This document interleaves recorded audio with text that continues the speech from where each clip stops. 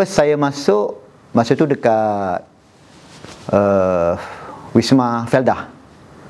Wisma Felda Jalan Geni. Semua kita orang Prodata dekat sana. Masa saya masuk, waktu tu Prodata belum ada. Waktu tu kita panggil Perbadanan Khidmat Komputer Felda. Waktu tu bila kita dah di orang kata swasta lah kan, sedia berhad kan, kita kena resign kan tu.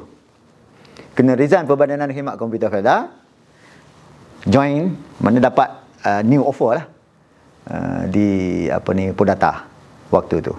Saya waktu tu memang sebagai developer lah. First job saya waktu tu, kita buat estate punya sistem. Waktu tu sekarang ni FGBPN, waktu tu FPSB.